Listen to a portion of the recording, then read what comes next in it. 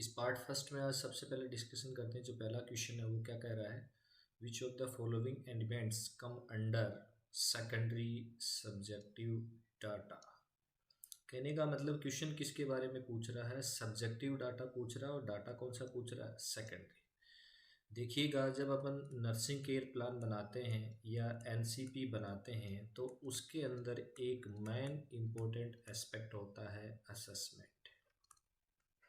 ठीक है, ये असेसमेंट होता है, ये फर्दरली दो प्रकार का होता है। पहला होता है ऑब्जेक्टिव और दूसरा होता है सब्जेक्टिव। अब बात करते हैं कि ऑब्जेक्टिव क्या होता है। तो ऑब्जेक्टिव का मतलब क्या होता है कि वह प्रकार या असेसमेंट का वह जो टाइप जिसके अंदर क्या होता है, जो हेल्थ केयर पर्सन होता है वो खुद सेल्फ असेसमेंट करता है। इसके अंदर क्या होता है, कोई पर्सन होता है वो किसी भी प्रकार की इंफॉर्मेशन नहीं देता है। जबकि सब्जेक्टिव डाटा में क्या होता है कि जो पर्सन होता है वो क्या होता है, इंफॉर्मेशन प्रदान करता है। अब इंफॉर्मेशन प्रदान करने के आधार पे आपका सब्जेक्टिव जो डाटा होता है वो फिर दो प्रकार का होता है। पहला होता है प्राइमरी और दूसरा होता है सेकेंडरी। प्राइमरी वो प्रकार का डाटा होता है जिसमें क्या होता है, जो पेशेंट होता है वो पेशेंट यदि खुद सेल्फ यदि इंफॉर्मेशन प्रदान करता है या डाटा प्रदान करता है तो उसे तो प्राइमरी बोलते हैं। और वह प्रकार का डाटा जिसके अंदर पेशेंट नहीं होके उसके रिलेटिव्स यदि इंफॉर्मेशन प्रदान करते हैं तो इस प्रकार के डाटा को अपन क्या बोलते हैं, सब्जेक्टिव डाटा बोलते हैं। अब बात करते हैं ऑप्शंस की। पहला ऑप्शन है नर्स मीजर वेट। कहने का मतलब है नर्स क्या कर रही है, डायरेक्ट क्या कर रही है, वेट मीजर कर रही है, मतलब डायरेक्ट ऑब्जर्व कर रही है। तो डाटा कैसा हो गया, ऑब्जेक्टिव डाटा हो गया। जबकि क्वेश्चन में क्या पूछ रहा है, सब्जेक्टिव डाटा। उसके बाद में दूसरा ऑप्शन क्या है, नर्स पाल्पेट एडिमा इन लोअर एक्सट्रीमिटीज। कहने का मतलब डायरेक्ट कर रही है, कहने का मतलब ये टाइप किसका हो गया है, ऑब्जेक्टिव का। उसके बाद में क्या कह रहा है, तीसरा option, client state severe pain while climbing. कहने का मतलब है कि पेशेंट सेल्फ बता रहा है, पेशेंट सेल्फ बता रहा है, मतलब प्राइमरी डाटा और कैसा डाटा है, सब्जेक्टिव डाटा है। उसके बाद में ऑप्शन क्या बचता है, डी। डी क्या कह रहा है, spouse set state the client has lost all appetites. कहने का मतलब है क्लाइंट्स के जो रिलेटिव हैं या जो भाई है पत्नी है वो ये कह रहा है कि इसकी भूख क्या हो गई है, लॉस हो गई है। तो पहले क्वेश्चन का आंसर क्या है, डी आंसर है। उसके बाद में सेकंड अपन डिस्कशन करते हैं। क्वेश्चन क्या कह रहा है, identify an essential amino acids from the following. तो ध्यान रखिएगा, जो फूड होता है उसके तीन कंपोनेंट्स होता है। कहने का मतलब है पहला कंपोनेंट्स होता है कार्बोहाइड्रेट, दूसरा होता है फैट और तीसरा होता है प्रोटीन। ये प्रोटीन होता है, ये अमाइनो एसिड से मिलके क्या होता है, बना होता है। ठीक है, तो जो अमाइनो एसिड्स होते हैं वो दो प्रकार के होते हैं। पहला होता है असेंशियल और दूसरा होता है नॉन असेंशियल।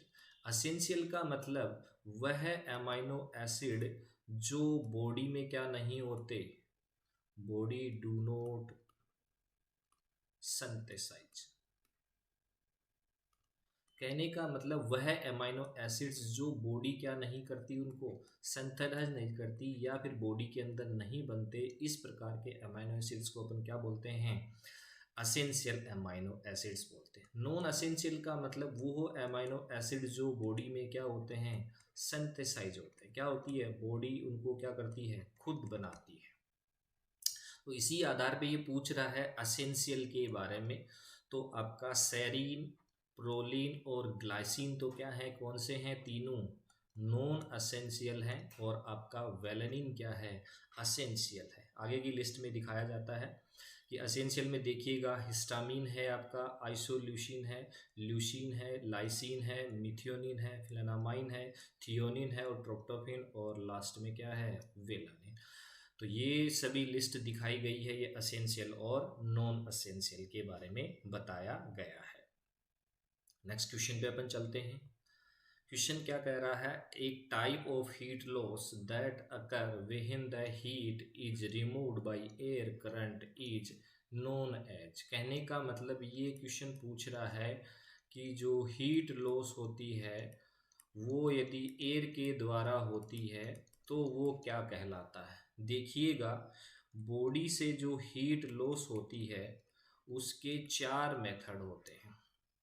पहला मेथड होता है कंडक्शन, दूसरा होता है कन्वेक्शन, तीसरा होता है इवेपोरेशन और चौथा होता है रेडिएशन। सबसे पहले अपन बात करते हैं कंडक्शन की।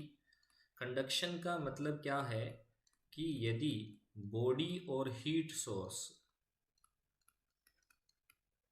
आपस में दोनों के मध्य क्या होता है, कनेक्शन होता है, तो इस प्रकार के अपने को मेथड को अपन क्या बोलते हैं, कंडक्शन बोलते हैं। उसके बाद में अपन बात करते हैं दूसरा बात करते हैं इवापरेशन। इवापरेशन का मतलब होता है यदि बॉडी से हीट लॉस वेपर या स्टीम के द्वारा होती है तो इस प्रकार के मेथड्स को अपन क्या बोलते हैं, इवापरेशन बोलते हैं। इसके बेस्ट एग्जांपल बहुत बार एग्जाम में पूछे जाते हैं। एग्जांपल है रेस्पायरेशन और दूसरा होता है स्वेटिंग। यदि किसी पर्सन के अंदर स्वेटिंग हो रही है, रेस्पिरेशन फास्ट है, तो वो कौन सा मेथड का हीट लॉस है, वो क्या कहलाती है, इवोपरेशन। तीसरा होता है आपका रेडिएशन। कहने का मतलब है कि यदि आपकी बॉडी से डायरेक्ट एनवायरनमेंट में यदि हीट लॉस होती है तो इस प्रकार के मेथड्स को अपन क्या बोलते हैं, रेडिएशन मेथड्स बोलते हैं। जैसे आपकी ये बॉडी है और बॉडी से डायरेक्ट एनवायरनमेंट के अंदर हीट लॉस हो रही है, जिसका एग्जाम्पल की अपन बात करें यूवी रेज या एक्सरे के द्वारा यदि बॉडी से हीट लॉस हो रही है तो इस प्रकार के मेथड को अपन क्या बोलते हैं, रेडिएशन बोलते हैं। स्टार मार के लिख लेना, याद रखना कि रेडिएशन जो होता है वो मैक्सिमम हीट लॉस करता है, या बोल सकते हैं मोस्ट कॉमन जो हीट लॉस का जो मेथड होता है वो क्या होता है, रेडिएशन होता है। लास्ट में जो बचता है चौथा, जिसके बारे में अपन बात करते हैं, कन्वेक्शन। कन्वेक्शन का मतलब यदि बॉडी से एयर फ्लो के द्वारा, इसके द्वारा एयर फ्लो के द्वारा यदि हीट लॉस होती है, जैसे आपका एसी के एयर फ्लो से या फिर फैन के एयर फ्लो से यदि हीट लॉस होती है तो इस प्रकार के मेथड को अपन क्या बोलते हैं, कन्वेक्शन मेथड बोलते हैं। तो तीसरे क्वेश्चन का जो आंसर करेक्ट है क्या है, कन्वेक्शन। देखिएगा इसके अंदर, देखिएगा डायरेक्ट इसके अंदर डायग्राम में दिखाया गया है। कंडक्शन का मतलब क्या है, direct heat loss with solid surface. इसके अंदर जो बेबी है वो डायरेक्ट किससे टच हो रहा है, सरफेस से, और डायरेक्ट टच हो रहा है तो इस प्रकार को अपन क्या बोलते हैं, कंडक्शन। कन्वेक्शन के अंदर देखिएगा बेबी के ऊपर से क्या हो रही है, एयर मूव कर रही है और बेबी से क्या हो रही है, हीट लॉस हो रही है। इसके प्रकार को अपन क्या बोलते हैं, कन्वेक्शन बोलते हैं। उसके बाद में बात करते हैं यदि मॉइस्चराइज यदि स्किन की जा रही है एनवायरनमेंट के अंदर, जिसके अंदर आपका स्वेटिंग है और आपका रेस्पायरेशन है, तो उसका मेथड क्या कहलाएगा, इवोपरेशन कहलाएगा। रेडिएशन के अंदर, इसके अंदर क्या है, बॉडी से डायरेक्ट सराउंडिंग एनवायरनमेंट में क्या हो रही है, हीट लॉस हो रही है। देखिएगा मैक्सिमम हीट लॉस हो रही है और यही इसका क्या होता है, मैक्सिमम इसके द्वारा क्या होती है, हीट लॉस होती है। उसके बाद में अपन बात करते हैं चौथा क्वेश्चन नंबर चौथे में क्या कह रहा है, what is the pectus excavatum deformity of chest. देखिएगा जो पेक्टस जो एक्सक्वेटम जो डिफॉर्मिटी होती है वो डायामीटर्स की डिफॉर्मिटी होती है। किसकी डिफॉर्मिटी होती है, डायामीटर्स। अब सबसे पहले बात करते हैं कि नॉर्मल चेस्ट का जो डायामीटर्स होता है वो कितना होता है। तो इसको दो तरीके से मेजर करते हैं। पहला होता है एंटीरो पोस्टीरियर और दूसरा होता है ट्रांसवर्स। कैसा होता है? ट्रांसवर्स। यदि ये आपका चेस्ट है, यहाँ से आप यहाँ तक यदि मेजर करते हो तो ये कौन सा हो गया? Antero posterior. यदि आप इधर से इधर की ओर करते हो तो ये कैसा हो गया है? ट्रांसवर्स। तो नॉर्मल चेस्ट का जो डायमीटर होता है वो 1:1 होता है। आपका एंटीरियर भी 1 होता है और ट्रांसवर्स भी कितना होता है? 1 होता है। देखिएगा पेक्टस एवाकुटम के अंदर क्या होता है कि जो आपका एंटीरो पोस्टीरियर जो डायामीटर होता है और जो ट्रांसवर्स डायामीटर होता है, इसके अंदर एबनॉर्मलिटी देखने को मिलती है। तो पेक्टस एक्स्क्वाटम के अंदर क्या होता है कि जो आपका एंटीरो पोस्टीरियर जो डायामीटर्स होता है वो क्या हो जाता है? कम हो जाता है, डिक्रीज हो जाता है। ठीक है। उसके बाद में अपन बात करते हैं कि यदि स्थिति देखें तो इसके अंदर ऐसा देखने को मिलेगा। ये जो स्टर्नम वाला यदि पार्ट है, यदि ये एंटीरो पोस्टीरियर डायामीटर होता है, ये बॉडी के अंदर धस जाता है, इन्वेज हो जाता है, तो इसका एंटीरो पोस्टीरियर डायामीटर क्या हो जाता है? कम हो जाता है। ट्रांसवर्स डायामीटर वापस क्या रहता है? नॉर्मल रहता है। इसको एक चीज और बोला जाता है, इसका अदर नेम है एक्स्क्वेटम का जो दूसरा नाम है वो बोला जाता है पिजन चेस्ट। क्या बोला जाता है? पिजन चेस्ट भी इसको क्या कहा जाता है। इसके अपोजिट एक दूसरी बीमारी होती है, उसको बोलते हैं पेक्टस कैरिनेटम। पेक्टस कैरिनेटम में क्या होता है? वही डायमीटर की एबनॉर्मलिटी होती है और इसमें जो डायमीटर्स होता है वो डायमीटर क्या होता है? एंटीरो पोस्टीरियर डायमीटर क्या हो जाता है? बढ़ जाता है और ट्रांसवर्स डायमीटर क्या रहता है? नॉर्मल रहता है। कहने का मतलब है कि जो रिब्स हैं वो आगे की ओर क्या हो जाती है? प्रोट्यूज हो जाती है। इसको बोला जाता है, दूसरा नाम बोला जाता है पिजन ब्रेस्ट। क्या बोला जाता है? Pigeon breast. अब कई बार क्वेश्चन आता है कि बैरल चेस्ट भी होता है। क्या होता है? बैरल चेस्ट भी होता है, लेकिन बैरल चेस्ट के अंदर जो एंटीरो पोस्टीरियर डायामीटर होता है वो ट्रांसवर्स डायामीटर से क्या हो जाता है? ज़्यादा होता है। जबकि कार्डिनेटर में 2:2 में फ़र्क नहीं पड़ता, थोड़ा बहुत फ़र्क पड़ता है। बैरल चेस्ट के अंदर एंटीरो पोस्टीरियर डायामीटर और ट्रांसवर्स डायामीटर का जो रेशियो होता है 2:1 हो जाता है। तो क्वेश्चन पे चलते हैं। पहला क्वेश्चन में जो ऑप्शन कह रहा है रेशियो एंटीरो पोस्टीरियर डायमीटर जिस ट्रांसवर्स डायमीटर इज 1:1, तो ये तो डायमीटर कैसा है आपका? नॉर्मल है। क्या है? नॉर्मल है। उसके बाद में डी ऑप्शन पे चलते हैं, protrusion of sternum and increase the antero posterior diameter. कहने का मतलब इसके अंदर क्या है? एंटीरो पोस्टीरियर डायमीटर बढ़ रहा है, तो उस बीमारी को अपन क्या बोलते हैं? पेक्टस कैरिनेटम बोलते हैं। उसके बाद में तीसरे ऑप्शन पे चलते हैं। तीसरा ऑप्शन क्या है? Decrease sternum and narrowing anteroposterior. कहने का मतलब क्या है कि आपकी स्टर्नम है वो बॉडी के अंदर इन्वेज हो जाती है, जिसके कारण से आपका एंटीरो पोस्टीरियर डायमीटर कम हो जाता है। तो इस क्वेश्चन का आंसर क्या कहलाएगा? तीसरा आंसर कहलाएगा, सी ऑप्शन कहलाएगा। नेक्स्ट क्वेश्चन पे चलते हैं। देखिएगा इमेज में, देखिएगा ये जो इमेज दिखाई गई है वो कैरिनेटम की है और ये दिखाई गई है एक्स्क्वेटम की। एक्स्क्वेटम में क्या है? देखिएगा यहाँ जो रिब्स हैं वो क्या हो गई हैं? बॉडी के अंदर इन्वेज हो गई हैं। कैरिनेटम के अंदर आप देखिएगा ये जो रिब्स वाला एरिया है वो बॉडी से बाहर की ओर क्या हो रहा है? प्रोट्रूज हो रहा है। उसके बाद में अपन बात करते हैं कि 6 नंबर क्वेश्चन में which of the following is not a host factor according to agent host environment model. कहने का मतलब क्या है कि अपन कम्युनिटी के अंदर जो कम्युनिकेबल डिजीज पढ़ते हैं, कम्युनिकेबल डिजीज पढ़ने के लिए आपने नाम सुना होगा एपिडेमोलॉजिकल ट्रायड्स। क्या है, एपिडेमियोलॉजिकल ट्राइट्स। एपिडेमियोलॉजिकल ट्राइट्स का मतलब क्या होता है कि किसी बीमारी को डेवलप होने के लिए तीन चीज़ जरूरी है। पहली जरूरी है एजेंट, दूसरा उसके जरूरी है होस्ट, और तीसरा है आपका एनवायरनमेंट। क्या है, एन। इन तीनों को क्या बोला जाता है, एपिडेमियोलॉजिकल क्या बोला जाता है, ट्राइड्स बोला जाता है।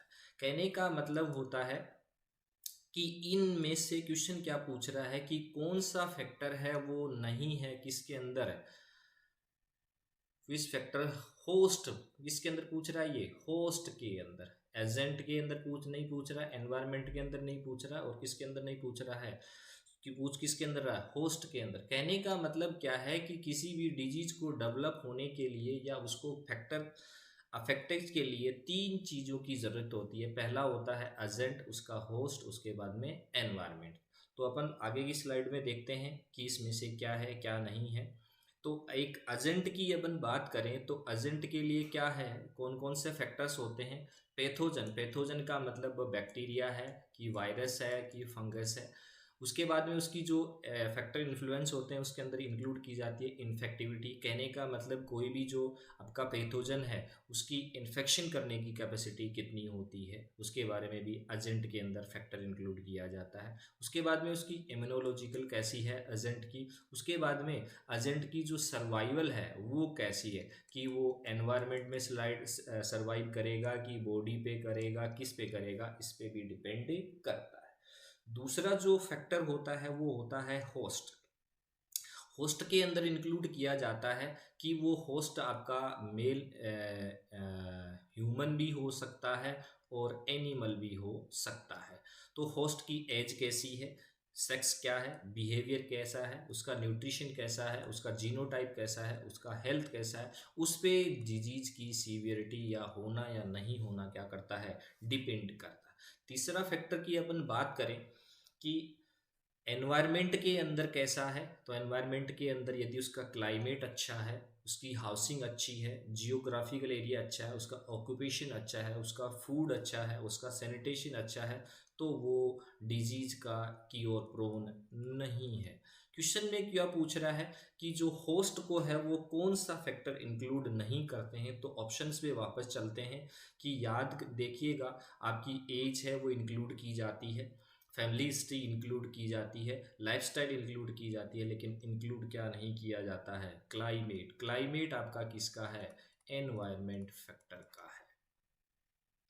नेक्स्ट क्वेश्चन पे चलते हैं।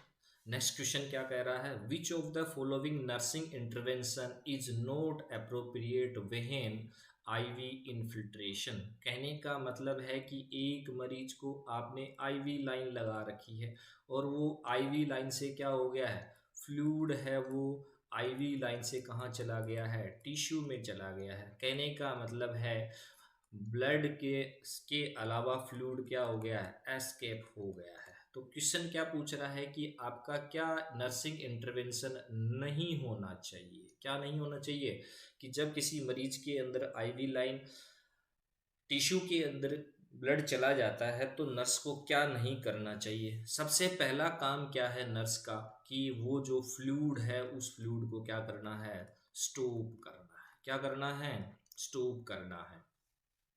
स्टॉप क्यों करना है, कि यदि आप और फ्लूइड डालेंगे और फ्लूइड यदि उसमें चढ़ाएंगे तो वो फ्लूइड ब्लड में नहीं जाके किस में जाएगा, टिश्यू में जाएगा, और टिश्यू में क्या करेगा, वो ईडीमा कोज करेगा। तो पहला ऑप्शन तो कट हो गया कि आपको क्या करना है। यहाँ क्वेश्चन क्या पूछ रहा है, नोट के बारे में पूछ रहा है, जबकि आपका पहला काम क्या है, उसी को अपन क्या करते हैं, स्टॉप करते हैं। उसके बाद में अपन क्या करते हैं, दूसरा काम क्या करते हैं, उस पार्ट को अपन क्या करते हैं, एलिवेट करते हैं। क्योंकि यदि एलिवेट करेंगे तो वीनस रिटर्न वहाँ से क्या होगा, बढ़ेगा। वीनस रिटर्न बढ़ेगा तो टिश्यू से वापस जो फ्लूइड है वो किस में आने लग जाएगा, ब्लड में आने लग जाएगा। तो दूसरा ऑप्शन भी कट है। उसके बाद में अपन क्या करते हैं, वहां से ईडीमा रिड्यूज करने के लिए उस जगह को अपन क्या करते हैं, वार्म चीज से उसको क्या करते हैं, मॉइस्चराइज करके उसको क्या करते हैं, कंप्रेस करते हैं। कंप्रेस क्यों करते हैं, क्योंकि वहाँ फ्लूइड क्या ना हो, एक्यूमुलेट ना हो, और वहाँ से फ्लूइड क्या हो जाए, वापस से टिश्यू से कहाँ आ जाए, वो ब्लड के अंदर आ जाए, एस्केप हो जाए। तो ये तीनों काम करते हैं। पहला काम क्या करते हैं, स्टॉप करते हैं। दूसरा काम क्या करते हैं, बॉडी पार्ट्स को जिसके अंदर है उसको एलिवेट करते हैं, उसके ऊपर थोड़ा सा प्रेशर अप्लाई करते हैं। कौन सा काम नहीं करते हैं, मसाज नहीं करते हैं। अब बात आती है कि मसाज क्यों नहीं करते, तो सीधा सीधा याद रखना, यदि टिश्यू पे आप मसाज करोगे तो टिश्यू इंजरी होगी, टिश्यू इंजरी होगी तो इन्फेक्शन और इन्फ्लामेशन की संभावना वहाँ बढ़ जाएगी। उसके बाद में नेक्स्ट क्वेश्चन क्या कह रहा है, क्वेश्चन ये कह रहा है the temperature of I irrigation solution should be at what degree in Fahrenheit. सीधा सीधा सिंपल याद रखिएगा, बॉडी के जितने भी इरिगेशंस हैं, चाहे वो आई इरिगेशन हो, ईयर इरिगेशन हो, या आपका नेजल इरिगेशन हो, या कोलोन इरिगेशन हो, मोटा मोटा सीधा सा याद रखिएगा, जो भी फ्लूइड आपको एडमिनिस्टर करना है वो एडमिनिस्टर करोगे नॉर्मल बॉडी टेम्परेचर पे। किस पे करोगे, बॉडी टेम्परेचर पे। तो नॉर्मल फ़ारेनहाइट में होता है 98.6 फ़ारेनहाइट। इसी के आधार पे अपना क्वेश्चन सोल्व हो जाएगा कि वो ऑप्शन देखिएगा जिसके अंदर क्या है कि जो नॉर्मल टेम्परेचर है इसके पास पास का टेम्परेचर देखिएगा, ये टेम्परेचर 98.6 से क्या है, कम है। दूसरा ये 98.6 से क्या है, ज़्यादा है। ये भी ज़्यादा है। ऑप्शन क्या है, 98 से लेके 100 डिग्री फ़ारेनहाइट के आसपास क्या होना चाहिए आपका फ्लूइड।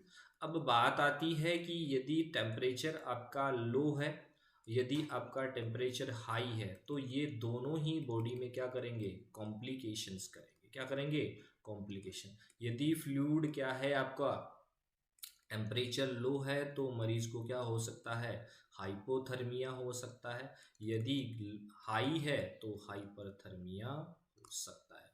इस ऑप्शन जाएगा 98 से लेके 100 फ़ारेनहाइट के अंदर, इसको अपन इंक्लूड करेंगे।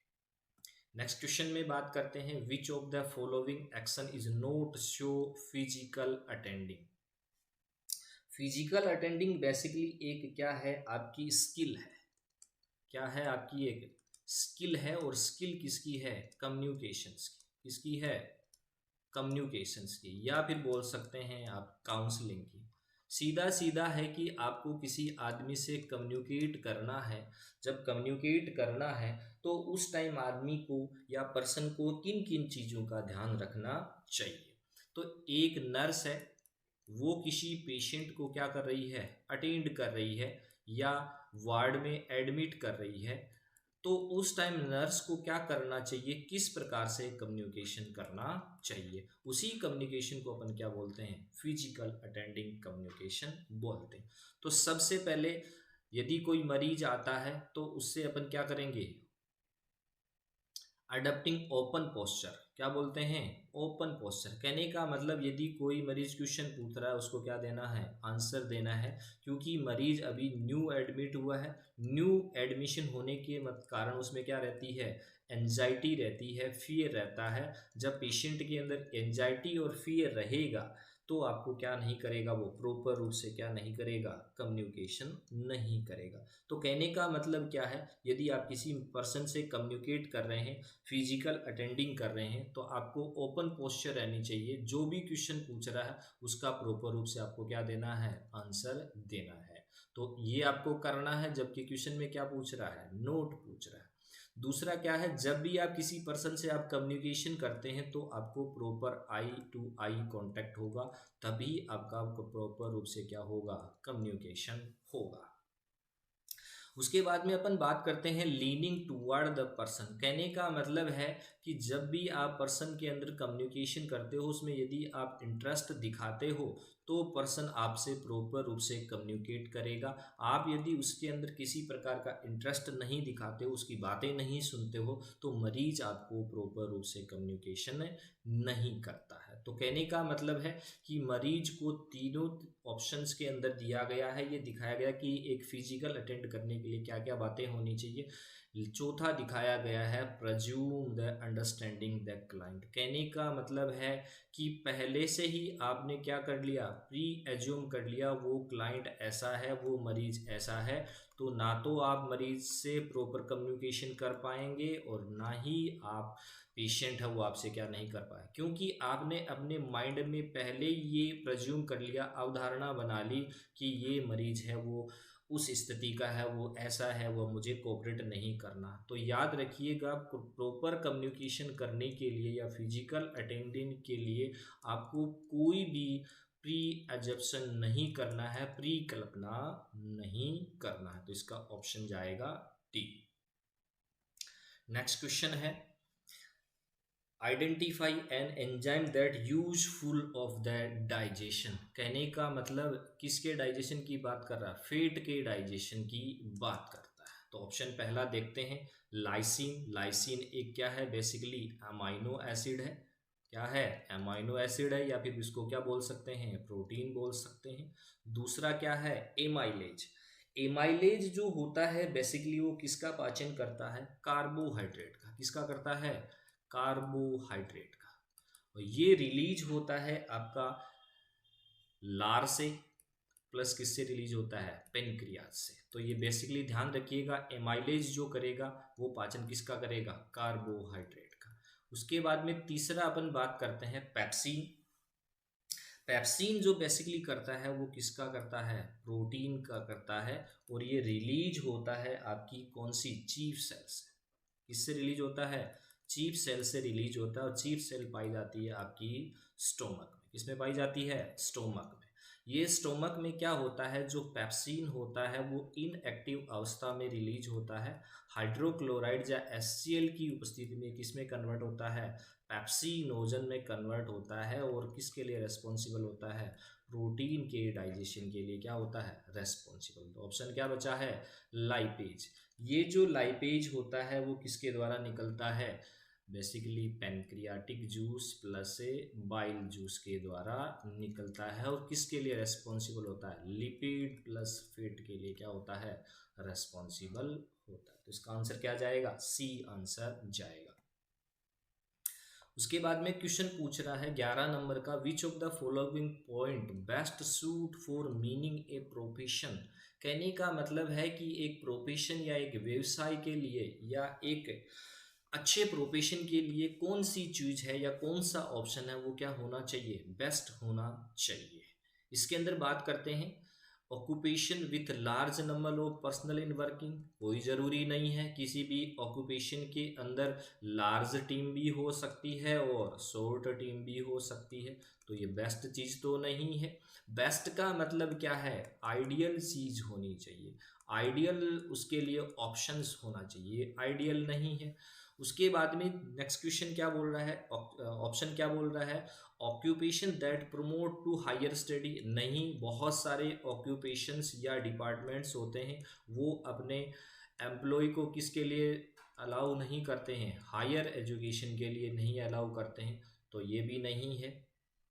ऑक्यूपेशन विथ सम प्रैक्टिस, नहीं, ऐसे बहुत सारे जो आपके ऑक्यूपेशंस होते हैं वो सेम ऑक्यूपेशन में प्रैक्टिस को अलाउ नहीं करते। जैसे मेडिकल फील्ड की यदि अपन बात करें तो बहुत सारे मेडिकल कॉलेजेस में एम्स के अंदर जो डॉक्टर्स होते हैं, स्टाफ नर्स होते हैं, उनको आउटसाइड के अंदर क्या नहीं होती है, प्रैक्टिस क्या होती है, अलाउ नहीं होती है। तो ये भी नहीं हो सकता। तो ऑप्शन क्या बचा है, occupation with ethical component and intellectual study. कहने का मतलब क्या होता है कि वह प्रोफेशन जिसके अंदर क्या हो, साइंटिफिक स्टडी के द्वारा किया हुआ हो प्लस इंटेलेक्चुअल लेवल हो, उसी को ही अपन क्या बोलते हैं, प्रोफेशन बोलते हैं। इसका क्या है, डी आंसर है।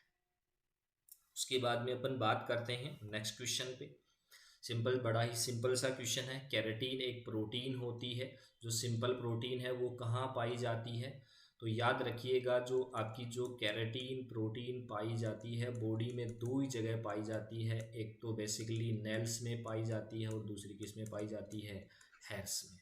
तो याद रखिएगा ऑप्शन क्या है, नेल्स। उसके बाद में अपन बात करते हैं 14 नंबर का क्वेश्चन है, which of the following correct statement with reference to learning by insight. Learning का मतलब होता है कि सीखने की कैपेसिटी। क्या है? सीखने की कैपेसिटी। कहने का मतलब होता है कि जो इंसान होता है वो जीवन में जन्म से लेके मृत्यु तक कुछ न कुछ क्या करता है? लर्निंग करता रहता है। अपन सभी जब बर्थ होते हैं तो अपन जो भी बेबी जो डिलीवर्ड होता है, जो नियोनेट होता है, वो अपने एनवायरनमेंट में जैसे जैसे अडप्ट होता है वैसे वैसे लैंग्वेज, वर्क, वो सब कुछ चीज़ें सीख के आता है। ठीक है, तो कहने का मतलब है लर्निंग बाय इनसाइट के बारे में पूछा तो ऑप्शंस पे चलते हैं।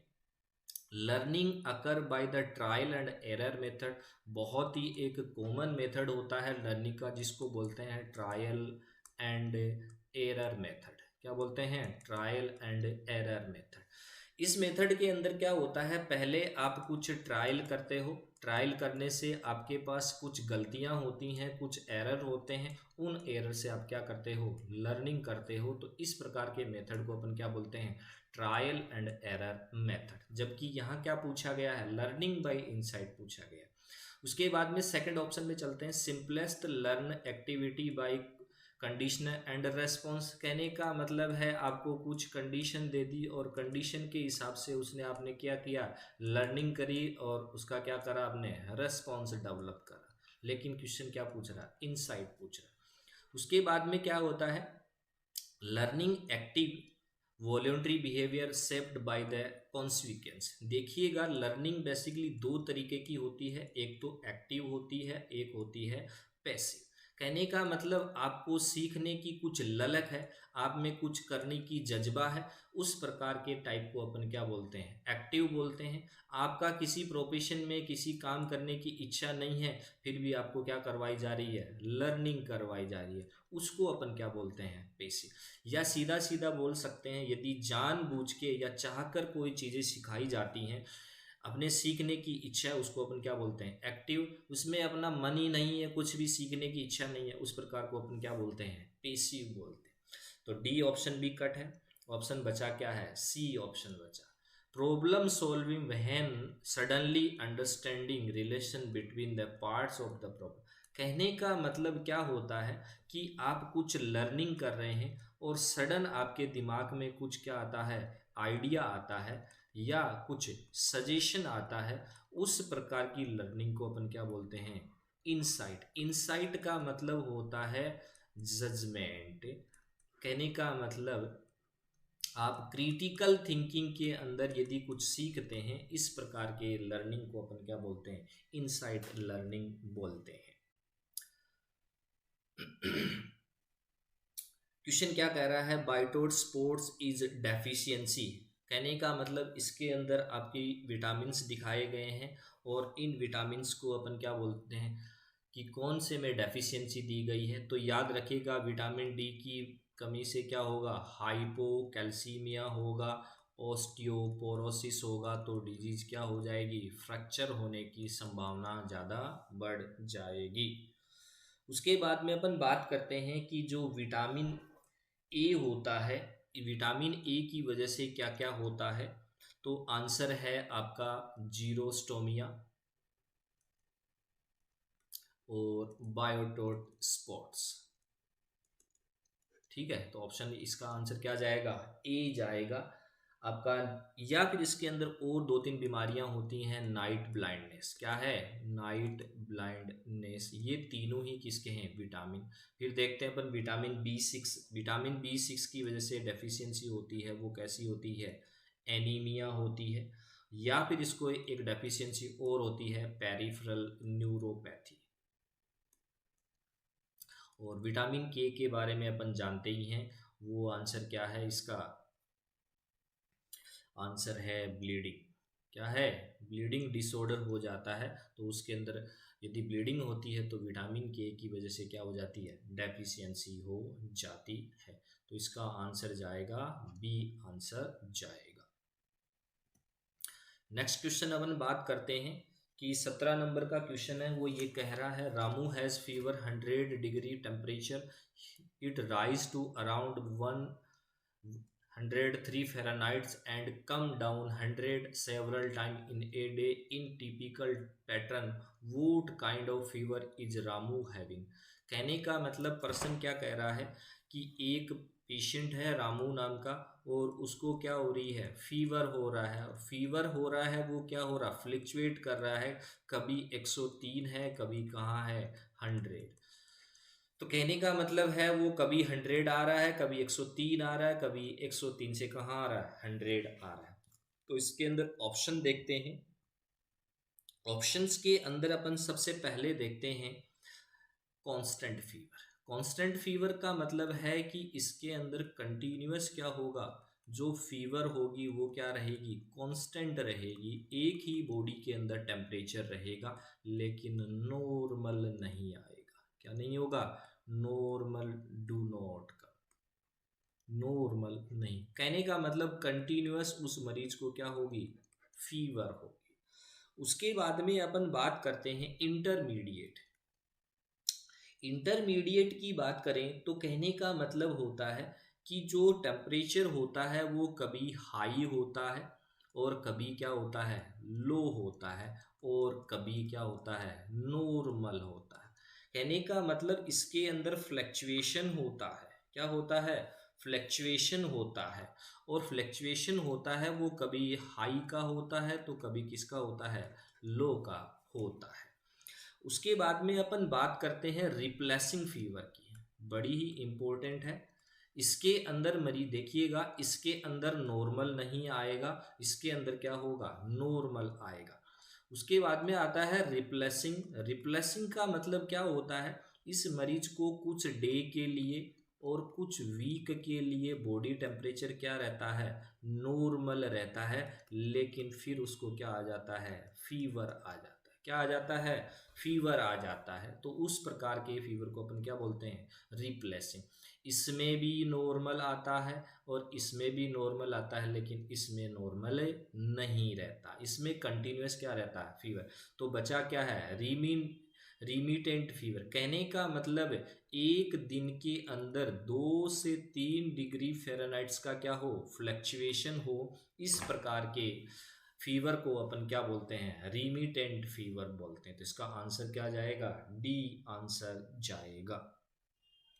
उसके बाद में अपन बात करते हैं 18 नंबर क्वेश्चन की।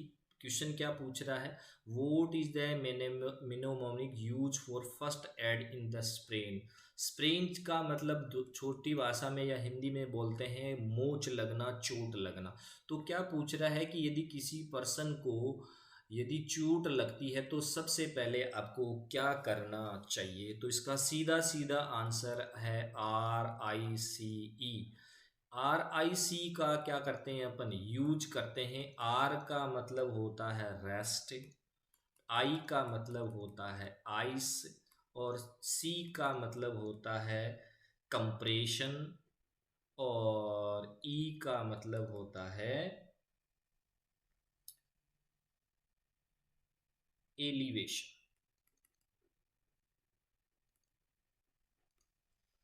ठीक है, तो इसके अंदर क्या होगा,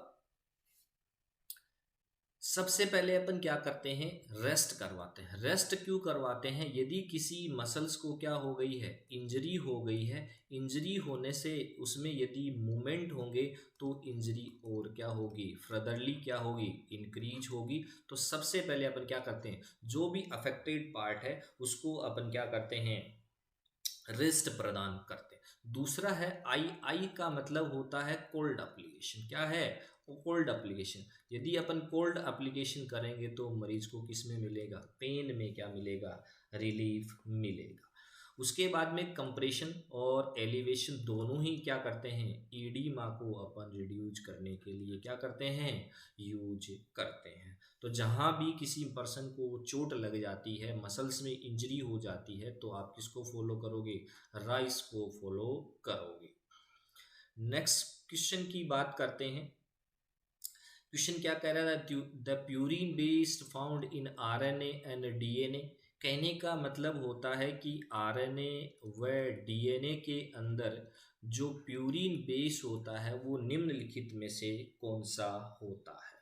तो सबसे पहले अपन बात करते हैं कि जो जो आरएनए और डीएनए होते हैं वो क्या क्या कंपोजिशन से होते हैं। तो इसके अंदर क्या क्या पाया जाता है कि जो आरएनए होता है उसके अंदर, यदि सॉरी डीएनए की होती है, तो पहली बात करते हैं इसके अंदर प्यूरीन होती है और दूसरा होता है पायरामिडिन। इसका जो कंपोजिशन होता है वो दो तरीके से होता है, पायरीन प्लस ए पायरामिडिन। यही कंपोजिशन इसका होता है, पायरीन प्लस ए पायरामिडिन। या सिंपली कह सकते हैं कि डीएनए जो आरएनए होते हैं वो प्यूरीन प्लस पायरामिडीन से बने होते हैं। अब प्यूरीन के अंदर कौन कौन से इंक्लूड किए जाते हैं? पहला होता है एडिनोसिन या एडिनिन, दूसरा होता है आपका ग्वानिन, तीसरा आपका होता है इसके अंदर थाइमीन, और होता है साइटोसिन प्लस यूरेसिल। देखिएगा प्यूरीन का जो कंपोजिशन है वो चाहे आप डीएनए का हो चाहे आरएनए का, उसके अंदर दो ही पाए जाएंगे। एक तो क्या होगा, एडिनिन होगा, और दूसरा क्या होगा, ग्वेनिन होगा।